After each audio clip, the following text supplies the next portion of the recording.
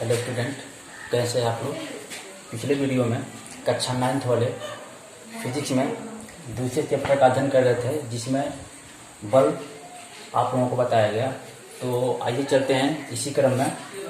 Next topic है बल के प्रकार। तो बल के प्रकार में लिखेंगे, पहला है संतुलित बल। तो इसका डिफिनीशन होगा, यदि किसी वस्तु पर लगने वाले सभी बलों का परिणामी योग शून्य हो तो उसे संतुलित बल कहते हैं। डिफिनीशन हो गया। अब यहाँ पे देखेंगे, यदि किसी वस्तु पर कुछ संतुलित बल कार्य कर रहे हो तो वस्तु की विराम अथवा गति की अवस्था परिवर्तन नहीं होता, यानी वस्तु में कोई परिवर्तन नहीं होता है। तो एग्जाम्पल द्वारा समझते हैं। जैसे मान लेते हैं एक वस्तु है, मेज पे रखा हुआ है। अब यहाँ से 10 न्यूटन का बल लग रहा है और इसके विपरीत दिशा से भी फोर्स लग रहा है, यानी 10 न्यूटन का बल लग रहा है। तो उस स्थिति में देखेंगे, इस वस्तु पे भी 10 न्यूटन का बल इधर से लग रहा है और विपरीत दिशा में भी 10 न्यूटन का बल लग रहा है। तो उस केस में यह वस्तु अपने जगह पे स्थिर रहेगी। यह वस्तु ना इधर जाएगी और ना इधर जाएगी, यानी उस केस में इस वस्तु पर लगने वाले सभी बलों का परिणामी योग क्या होगा? शून्य होगा। फिर से एग्जाम्पल अगर देखते हैं इस पे ही, अगर यह दो बल इधर लग जाए, देख 10 न्यूटन का और दूसरा 5 न्यूटन का, इधर 15 न्यूटन हो गया। इधर मान लेते हैं 7 न्यूटन और दूसरा बल 8 न्यूटन।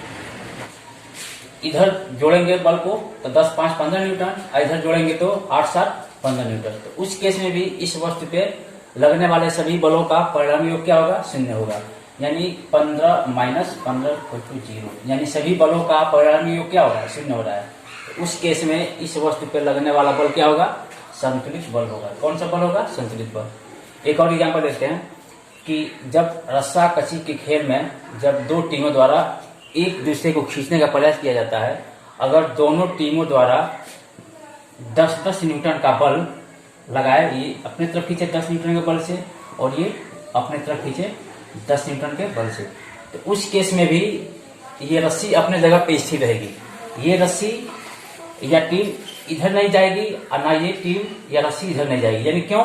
क्योंकि दोनों टीमों द्वारा 10-10 न्यूटन का बल यानी समान बल से अपने तरफ खींच रहे हैं। इस केस में वस्तु रस्सी पे लगने वाला सभी बलों का परिणामी योग क्या होगा? शून्य होगा, यानी इस रस्सी पे लगने वाला बल कौन सा बल होगा? संतुलित बल होगा। दूसरा है असंतुलित बल। इसका डिफिनीशन यह है कि यदि किसी वस्तु पर लगने वाले सभी बलों का परिणामी योग शून्य न हो तो उसे असंतुलित बल कहते हैं। असंतुलित बल लगने से वस्तु की विराम अथवा एक समान गति की अवस्था में परिवर्तन होता है, यानी इसमें वस्तु में परिवर्तन हो जाएगा, ठीक है ना, यानी वस्तु विस्थापित हो जाएगा। एग्जाम्पल देते हैं, ये वस्तु है, इधर से लग रहा है 10 न्यूटन का बल, इधर विपरीत दिशा से लग रहा है 5 न्यूटन का बल। तो अब यहाँ पे देखेंगे, इधर से लग रहा है 10 न्यूटन का बल, इधर से लग रहा है विपरीत दिशा से 5 न्यूटन का बल। तो उस केस में ये वस्तु किधर जाएगी? किधर विस्थापित होगी? इधर विस्थापित हो जाएगी। क्यों? क्योंकि इधर से लगने वाला बल क्या है? 10 न्यूटन अधिक है, इससे क्या है? अधिक है। तो उस केस में यहाँ पे 10 - 5 = 5 न्यूटन बल, यानी ये वस्तु किधर हो जाएगी? इधर हो जाएगी। दोनों बलों का परिणामी क्या होगा? शून्य हो जाए। वो क्या होगा? शून्य न होकर के अधिक होगा, उससे शून्य से अधिक होगा। तो उस केस में यह वस्तु अपनी जगह पे स्थिर नहीं रहेगा, वस्तु क्या हो जाएगा? विस्थापित हो जाएगा। तो डिफिनीशन यह है कि सभी बलों का परिणामी योग शून्य नहीं होता है, ठीक है। एग्जाम्पल इसका भी देखते हैं। रस्सा कसी के खेल में, रस्सा कसी के खेल में दो टीमों द्वारा जब रस्सी पे बल लगाया जाता है, अगर मान लेते हैं ये 20 न्यूटन का बल लगा रहा है और ये 10 न्यूटन का बल लगा रहा है, तो ये रस्सी जो दोनों टीमों द्वारा खींचा जा रहा है, तो ये टीम क्या है? ज्यादा मजबूत है। इधर 20 न्यूटन का बल लगा रहा है, इधर 10 न्यूटन का बल लग रहा है। तो जाहिर सी बात है कि ये वाला टीम इस टीम को क्या करेगी? रस्सी से क्या कर लेगी? खींच लेगी। तो उस केस में इस वस्तु पर सभी बलों का परिणामी योग शून्य नहीं होगा। तो उस केस में रस्सी पर लगने वाला बल कौन सा बल होगा? असंतुलित बल होगा। तो आशा करते हैं कि इसे आप लोग अच्छे से समझ लिए होंगे एग्जाम्पल से एक। और इसी क्रम में अब आगे चलते हैं। नेक्स्ट टॉपिक है जड़त्व।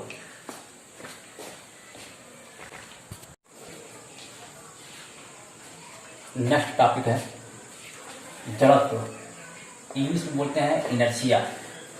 डिफिनेशन है, जड़त्व किसी वस्तु का वह गुण है जिससे वह अपनी अवस्था परिवर्तन का विरोध करता है, जड़त्व कहलाता है। और यह 3 प्रकार का होता है। जड़त्व के प्रकार, टाइप्स ऑफ इनर्शिया। तो जड़त्व कितने प्रकार का होता है? 3 प्रकार का। पहला है विराम का जड़त्व, दूसरा गति का जड़त्व, तीसरा दिशा का जड़त्व। तो विराम की जड़त्व क्या है? यानी विराम के कारण अपनी अवस्था परिवर्तन का विरोध करता है, विराम का जड़त्व कहलाता है। दूसरा गति का जड़त्व, ये क्या है? गति के कारण वह अपनी अवस्था परिवर्तन का विरोध करता है, गति का जड़त्व कहलाता है। तीसरा दिशा का जड़त्व, दिशा के कारण वह अपनी दिशा परिवर्तन का विरोध करता है, दिशा का जड़त्व कहलाता है। तो आइए इसे हम एग्जाम्पल द्वारा समझते हैं। पहला विराम का जड़त्व। अब जिसे मान लेते हैं ये एक वस्तु है, विराम अवस्था में है, यानी रुकी हुई है, स्थिर अवस्था में है। तो ये वस्तु चाहेगी कि हम हमेशा विराम में ही रहे, यानी स्थिर रहे, अपने जगह पे रुके रहें, स्थिर अवस्था में रहें। तो अगर इस पे हम बल लगाते हैं, कुछ न्यूटन का अगर इस पे हम बल लगाते हैं, तो जाहिर सी बात है कि ये वस्तु क्या होगा? अपने जगह से विस्थापित होगा। तो ये वस्तु उस बल का, यानी बाहरी बल का क्या करता है? विरोध करता है। ये नहीं चाहता कि हमारे ऊपर बल लगे और मैं अपनी जगह से क्या हूं? विस्थापित हो जाऊं। तो ये उस बल का विरोध करती है और ये चाहती है कि हम हमेशा विरामावस्था में रहें। तो इसी गुण को हम कहते हैं जड़त्व, इनर्शिया। दूसरा है गति का जड़त्व। अब ये समझते हैं एग्जाम्पल से। ये वस्तु है, ये गतिमान है, भी वेग से क्या है? चल रहा है, यानी गति कर रहा है, चल रहा है। तो अब ये वस्तु चाहेगी कि हम हमेशा गतिमान अवस्था में रहे, यानी चलता रहे, गति की अवस्था में रहे, कभी नहीं रुके। तो जब इस पे हम बल लगाते हैं, बाहरी बल लगाते हैं, फोर्स लगाते हैं, हवाई बल लगाता है, ये घर्षण बल के कारण ये वस्तु क्या होता है? रुकता है। क्योंकि जिस सतह पे ये गति करता है कोई वस्तु, तो खुरदे होने के कारण भी क्या करता है? वो अपने बल का विरोध करता है, उसको रोकने का प्रयास करता है वस्तु को। तो ये वस्तु चाहेगी कि हम हमेशा क्या करें? चलते रहें। तो जब इस पे बाहरी बल लगाया जाता है, तो उस बल का वो विरोध करता है कि हमारे ऊपर बल ना लगाया जाए, ठीक है ना, हम हमेशा क्या करें? चलते रहें। तो इसी गुण को हम क्या कहते हैं? जड़त्व कहते हैं, इनर्शिया कहते हैं। तीसरा है दिशा का जड़त्व। तो यहाँ पे हम देखते हैं, एक ये वस्तु है और ये गति कर रहा है। किस दिशा में? पूर्वी दिशा में गति कर रहा है, भी वेग से गति कर रहा है। तो अब यहाँ से हम क्या करें? साइड से क्या लगा दें? बल लगा दें। तो जाहिर सी बात है कि इसकी दिशा क्या होगी? बदल जाएगी। तो ये वस्तु चाहेगी कि हम जिस दिशा में जा रहे हैं उसी दिशा में गति करें, लेकिन इधर से हम बल लगा देते हैं, तो जाहिर सी बात है कि ये वस्तु की दिशा क्या हो जाएगी? बदल जाएगी। तो वह वस्तु उस दिशा परिवर्तन का क्या करता है?